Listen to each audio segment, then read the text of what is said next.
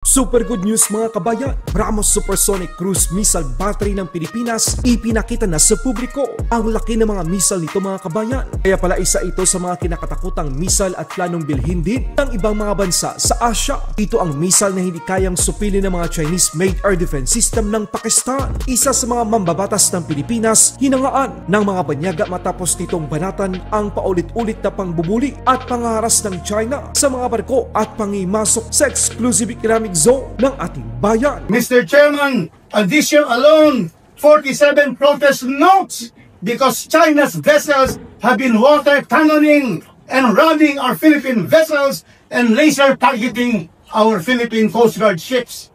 I call on all our members of the IPAC to join the Philippines in urging China to follow international law for the stability and peace of our region. Thank you very much, Mr. Chair.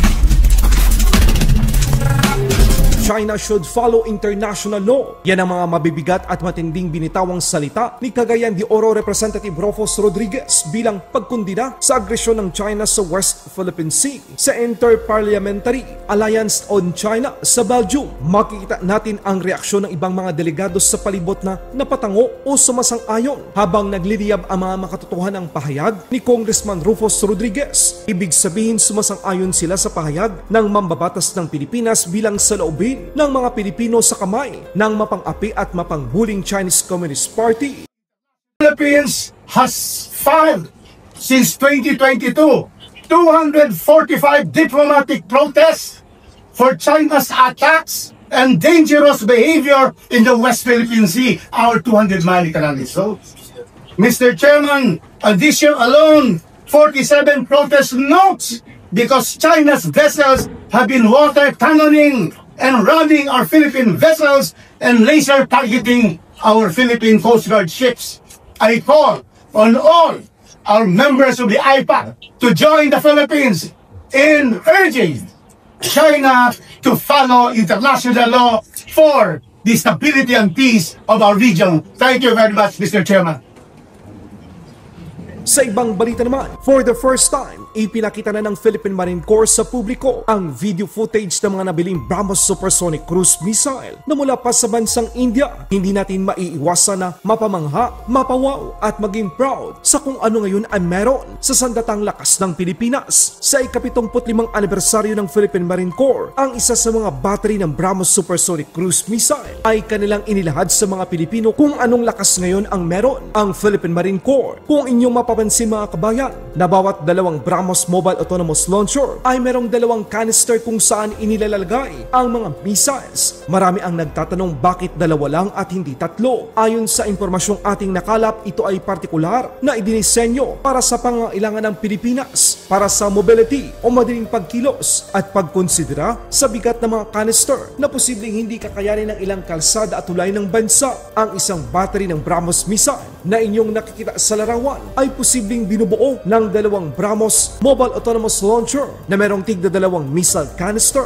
mobile command post, maintenance support vehicle at transporter o loader. Sa kabuuan, 3 batteries ng BrahMos Supersonic Cruise Missile ang nabili ng Pilipinas sa India na nagkakahalaga ng $375 million o mahigit 21.5 billion peso para sa Philippine Marine Corps. Hindi lang yan mga kabayan dahil nasa negosasyon na rin ang Philippine Army at India para sa karagdagang 2 batteries ng BrahMos Supersonic Cruise Missile. Sa kasalukuyan, ito ang mga missile air defense system na meron at magkakaroon ang Pilipinas sa hinaharap. Spider Philippine Ground-Based Air Defense System na nabili ng Pilipinas sa Israel. BrahMos Supersonic Missile bilang coastal defense ng ating bansa mula naman sa India. 12 karagdagang FA-50 Block 70 para palakasin ang air defense system ng Pilipinas kung saan darating ito sa taong 2028 mula naman sa bansang South Korea. US Typhoon missile system na kasalukuyang nasa sekretong lokasyon sa bansa. US Nemesis, isang color ship na nakadeploy din sa Pilipinas bilang deterrence. Ang mga missile at air defense system na ito ay malaking ambag sa kapabilidad at deterrence ng Pilipinas. May we request everyone to focus your attention on the screens for the audio-visual presentation of the Philippine Marine Corps history.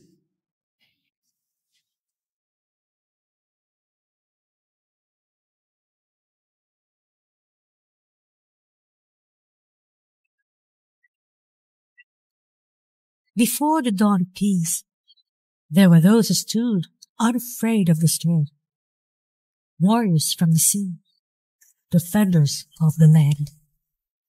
Their oath was simple: to serve with honor and fight with valor.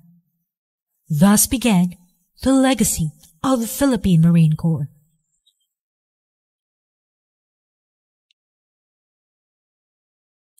On November 7, 1950, that legacy took form.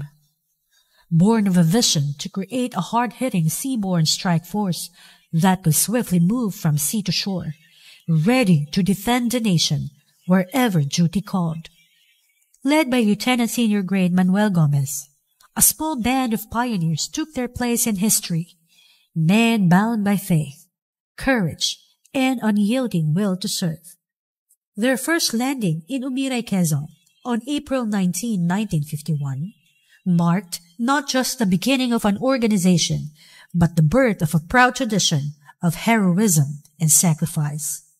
From those humble beginnings rose a corps that would become one of the most respected arms of the armed forces of the Philippines.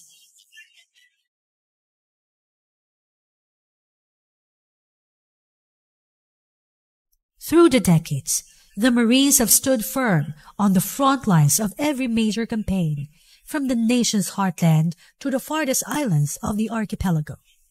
In moments when the nation's fate hung in the balance, they answered the call, their bravery tested, their loyalty proven, their sacrifices forever etched in the nation's story.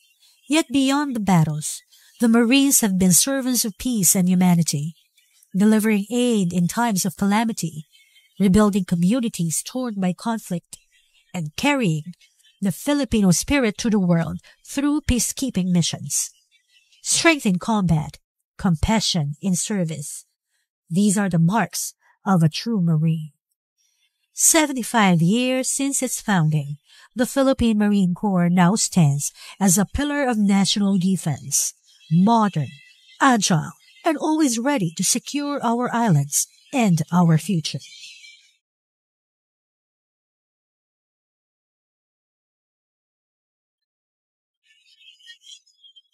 Guided by its timeless creed, karangalan, katungkulan, kabayanihan, the Corps continues to protect our sovereignty with unwavering honor, steadfast duty, and enduring valor.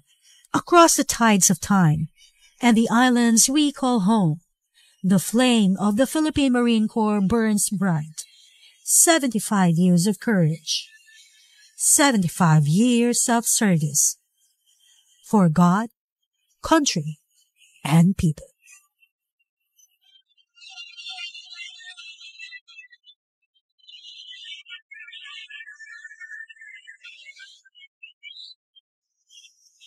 Let us give a warm applause for the Corps. Laban Pinas.